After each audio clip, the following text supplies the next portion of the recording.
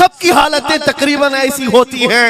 इंसान अपने लिए इतना कमाता है, माल जमा करता रहता है, और जब उसके खाने का वक्त आता है मलकुल मौत पंजा मारकर रूह निकाल लेता है और सारा माल उसका धरा का धरा रह जाता है, ना वो चख पाता है ना खा पाता है। गौसे पाक रज़ी अल्लाह ताला अन्हु ये दुनिया की हालात बता रहे थे, और मेरे अजीजों आज भी वही हालात हैं हमारे, आज भी वही हालात हैं। हमने कमाने के लिए अपनी सेहत गंवा दी, रात नहीं देखा दिन नहीं देखा, दौड़ते रहे माल हासिल करने के लिए, इतना जमा कर लूं, इतना जमा कर लूं, इतना जमा कर लिया, जब तक तो सेहत बिगड़ गई, शुगर भी आ गई, बीपी भी आ गई, और ऐसी बीमारियां लग गई कि अब इनको ठीक करने के लिए जितना जमा किया था खर्चा करते रहो। शेख सादी रहमतुल्लाह अलैह फरमाते हैं ये दो कामों में तो इंसान की पूरी जिंदगी खत्म होती है। पहले कमाने के लिए सेहत गंवाता है और फिर सेहत बचाने के लिए माल गंवाता है। ये दो चीजों में गौसे पाक रज़ी अल्लाह ताला अन्हु की नसीहत यही थी कि इतना जमा कर ले जाते हो, इतना जमा करते हो कि फिर जब खाने का वक्त आता है तो मियाँ ऐसे हालात होते हैं कि नमक भी नहीं खा पाते, शक्कर भी नहीं खा पाते। दूसरी बातें तो छोड़ो, शुगर वाले शक्कर नहीं चख पाते, बीपी वाले नमक नहीं चख पाते। अरे ये बड़ी छोटी चीजें हैं, और माल देखो तो करोड़ों का है, अरबों का है, अरबों का माल पड़ा हुआ है, नमक नहीं चख पाते, शक्कर नहीं खा पाते। किसके लिए जमा किया था? और थोड़ी और बड़ी बीमारी हो गई तो पानी भी नहीं पी पाते, डायलिसिस चल रहा है, किडनी खराब है। कितने ऐसे लोग मिलते हैं आज, कितने ऐसे हैं जिन्होंने साफ मुझसे कहा कि डॉक्टर ने पूरा गिन करके कहा है कि पूरे दिन भर में जो है एक ढक्कन से पानी पीना, बोतल का जो ढक्कन होता है उस ढक्कन से बस बूंद बूंद चखते रहना, पानी ही ना पियो, इसलिए कि किडनी काम नहीं करती। ये दुनिया है मेरे अजीजों, हमने अपनी सेहत गंवा दी, पूरी की पूरी सेहत गंवा दी इसको हासिल करने के लिए। इसी को मेरे इमाम अहले सुन्नत फाजिल बरेलवी ने कहा था, शहद दिखाए जहर पिलाए, कातिल डायन शोहर कुछ, इस मुर्दार पे क्या ललचाए, दुनिया देखी भाली। लेकिन समझ में किसी को नहीं आता, उस वक्त समझ में आने लगता है जब जाने का वक्त होता है। जाने के वक्त हालात ऐसे होते हैं, मैं अक्सर अपने टूर में देखता हूँ, उम्रा पे जाते हैं, बगदाद पे जाते हैं, खूब आयश से रहते हैं, सबको पता रहता है प्लेन में सिर्फ 30 किलो का अलाउड है, लेकिन मार्केट में जाते हैं तो उनको कुछ खबर नहीं होती, सब खरीद रहे होते हैं। हो जाएगा, खरीद करके लाकर रूम में भर दिए, और आज शाम में जाना है तो ठोस रहे हैं इस बैग में उस बैग में नहीं घुसा, और उसके बाद फिर एयरपोर्ट पहुंचे तो कभी इसको रिक्वेस्ट कभी उसको रिक्वेस्ट, थोड़ा हमारा भी ले लो, थोड़ा हमारा भी ले लो। अरे वहां सबका 30 है, कोई लेने को तैयार नहीं। फिर खरीदा हुआ वहीं छोड़ करके हसरत भरी निगाह से देखते जाते हैं, किसी की खजूर छूटी हुई है, किसी के मुसल्ले छूटे हुए हैं, किसी के कपड़े छूटे हुए हैं। हर बार हम एयरपोर्ट पे देखते हैं, छोड़ करके जा रहे होते हैं, बड़ी हसरत से देखते हैं। मेरे अजीजों ये कोई लतीफा नहीं, सेम यही हालात जब दुनिया से जा रहा होता है एक इंसान, मरने से पहले उसकी आंखें फटी रह जाती हैं। क्यों कहा गया है मरने के वक्त सबसे पहले उसकी आंखें बंद कर दो? क्योंकि वो अपना माल देख रहा होता है, अपनी औलाद देख रहा होता है, अपना घर बार देख रहा होता है। मैंने इसको बनाया था, इस तरह से कमाया था, इस तरह से इसको पाला था, ये सब देखता रह जाता है। उनमें से किसी चीज को उठा भी नहीं पाता, ले नहीं जा सकता, यहाँ तक कि ऐसी हालत होती है खुद जा भी नहीं पाता, दूसरों के कंधों पर सवार होकर जाना पड़ता है। ये दुनिया की हकीकत। गौसे पाक की तालीमात अगर पढ़ते रह जाओ मेरे अजीजों, तसव्वुफ का एक ऐसा किला है, गौसे पाक की तालीमात काफी है तुम्हें तौबा करने के लिए, दुनिया में दिल लगाने के लिए और उससे दिल हटाने के लिए। गौसे पाक की तालीमात काफी है। आपने फरमाया था दुनिया में ऐसे रहो जैसे कश्ती समंदर में चलती, कश्ती समंदर में चलती है, यानी पूरे भरे हुए मौजों के पानी पर कश्ती चल रही है, लेकिन उसका कुछ बिगड़ता नहीं है। हाँ, अगर पानी कश्ती के अंदर आ गया तो फिर कश्ती के लिए खतरा है, डूब जाएगी। तुम दुनिया में ऐसी रहो कि तुम्हारे अंदर दुनिया ना आए। तुम दुनिया में हो, तुम्हारे अंदर दुनिया ना आ जाए। अगर तुम्हारे अंदर दुनिया घुस गई तो डूब जाओगे, फिर यहां से निकल नहीं पाते। मौलाना रोम इसी की मिलती जुलती बात कहते हैं मसनवी शरीफ में। जलालुद्दीन रूमी फरमाते हैं, एक चूंटी को देखा, शहद का एक कतरा जमीन पर गिरा हुआ है, शहद का कतरा चिपकने वाला होता है, यानी उसके अंदर गम होता है। चूंटी करीब से आई, एक चुस्की ली, शहद को चखा और जाने लगी। फिर आई, पेट कहां भरता है चूंटी का मीठे से। अरे शहद तो पानी में भी रखो ऊपर से आके गिरती है, और शहद खाना है उसको। और दूसरी तरफ से आई, फिर गई, पेट नहीं भरा, चारों तरफ से उस कतरे को चाट चाट के गई। मौलाना रोम फरमाते हैं, फिर चूंटी के दिल में ख्याल आया, मैंने हर तरफ से तो शहद को चक्कर देखा, टेस्ट एक ही है, बीच कतरे में कैसा टेस्ट होगा? कतरे के बीचों बीच शायद अलग टेस्ट होता है। तो चूंटी ये सोच करके कतरे के ऊपर चढ़ गई, जो शहद का कतरा था उसके ऊपर चढ़ गई। कहा ऊपर चढ़ करके मैं चुस्की लूंगी इसकी और चखूंगी। और जब चढ़ गई तो उसके सारे पैर हाथ उस पे चिपक गए। चूप्स तो लिया, शहद खा तो लिया, लेकिन वापस आने का कोई रास्ता ही नहीं था। सारे हाथ पैर उस शहद के गम में चिपक गए। चूंटी की उसी कतरे में मौत हो गई। मौलाना जलालुद्दीन रूमी फरमाते हैं, इंसान यही करता है, माल कभी इधर से कमाता है, कभी उधर से कमाता है, हर जगह से देखता है, सारे टेस्ट ले लेता है, बाद में बड़े बड़े लोगों को देखता है, अरे नेताजी तो बड़े बंगले में, वहां कैसा ऐश होता होगा, कोई उस रिजॉर्ट में है, वहां कैसी मस्तियां होती होंगी, वहां भी जाकर देख लूं। ये वहां भी यहाँ भी करते करते घुस जाता है और दुनिया में ऐसा मसरूफ होता है, उसकी मौत आ जाती है, तौबा की मोहलत नहीं मिल पाती, उसी दुनिया में फंस जाता है।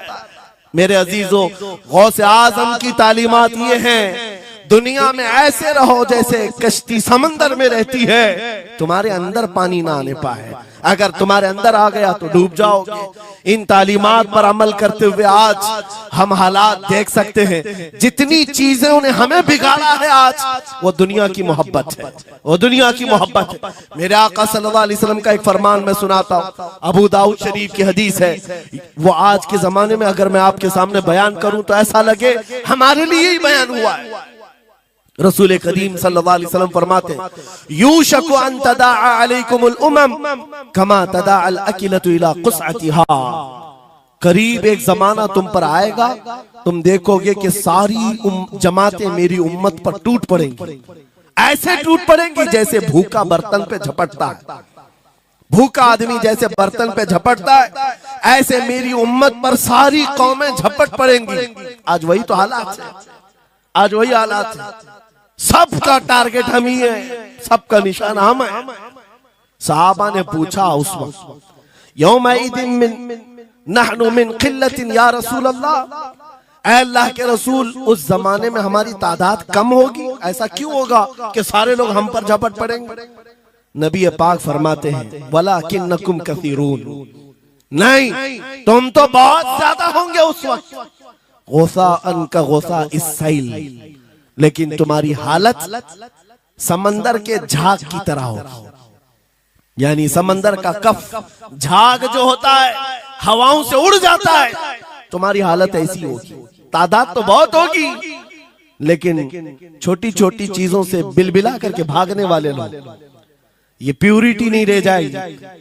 फिर सहाबा ने पूछा, या रसूल अल्लाह सल्लल्लाहु अलैहि वसल्लम, ये ऐसी चीज हमारे अंदर क्यों आएगी?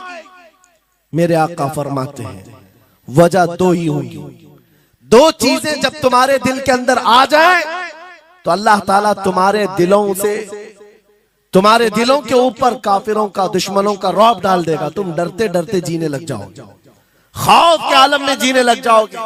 वो दो चीजें क्या है? मेरे आका फरमाते हैं, हुब्बुद दुनिया व कराहियतुल मौत, दुनिया से बेइंतहा मोहब्बत करने लगोगे और मौत से भागने लगोगे।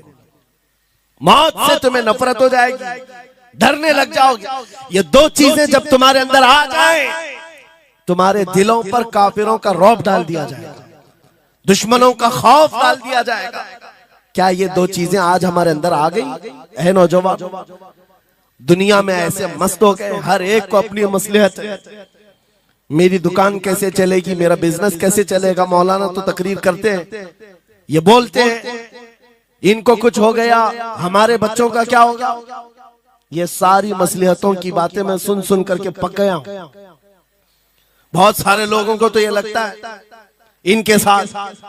इनके साथ मत बैठो वरना कल को इन पकड़ के ले जाएंगे तो तुम्हारा भी नाम आ जाएगा। बहुत सारे स्टेज पर उलमा के हालात पर अभी तो चल रहा है। जिस दिन कोई टारगेट पर आए इधर उधर बैठने से भी डरने लगे। इनके ऊपर इतने केस हैं, बाजू बैठने वालों की भी हालत खराब हो जाएगी, हमारा भी नाम ना आ जाए। मेरे अजीजों, ये सब गीदड़ भपकियां हैं, तुम्हारे ईमान का इम्तिहान।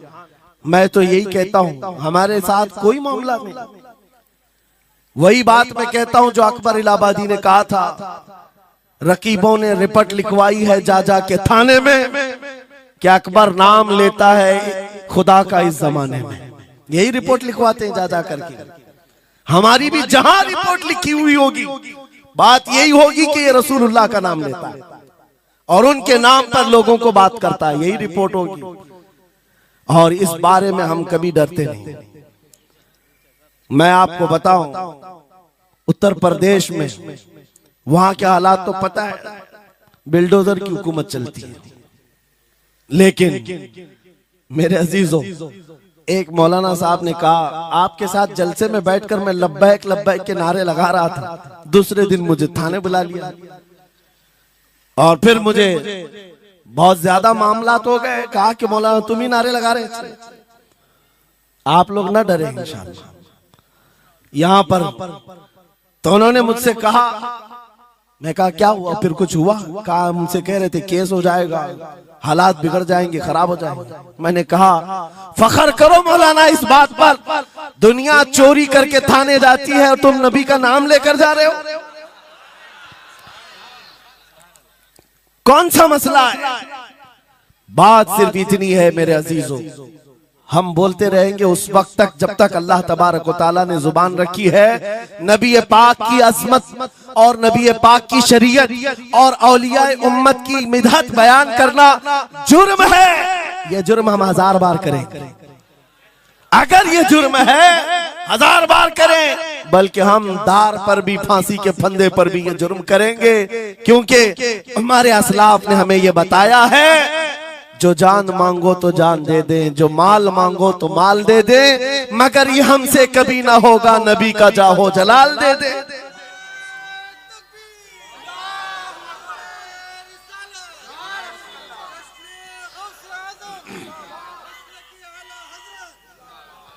खामखा बेचारे हमारे रिश्तेदारों को डरा करके रखे लोग। पुलिस वाले हजरात को कुछ लोग रिपोर्ट लिखवा कर डरा करके रखे हुए। मैं आपको बता रहा हूं एक साल में तकरीबन 170 के करीब जलसे करके आए। किसी एक जगह की भी रिपोर्ट निकाल करके बताओ कि हमने कहीं फसाद करवाया, हमने कहीं पर लोगों में माहौल बिगाड़ा हो या पब्लिक भड़क करके एक दूसरे के जंग करने पर आई हो, कहीं नहीं। अगर कौम को, सोई हुई कौम को बेदार करना तुम्हारे नजदीक भड़काना है तो ये भड़काना तो बहुत अच्छा है। मेरे अजीजों, हमारा काम सिर्फ इतना है, हम उन नौजवानों से बात कर रहे हैं जो अपने नबी के फिदाई हैं, जो अपने नबी के आशिक हैं, और हम सिर्फ उस लौ को और बढ़ाना चाहते हैं जो इनके सीनों में जल रही है। इनके सीनों में किसी और की नहीं, मेरे मुस्तफा के मोहब्बत की शमा है। अगर वो मध्यम है हम उसको तेज करना चाहते हैं। बस मेरे नौजवान से मेरा मुतालबा सिर्फ इतना ही है, किसी की जय विजय क्यों पुकारे, क्या गरज हमको, हमें काफी है सैयद अपना नारा या रसूल अल्लाह।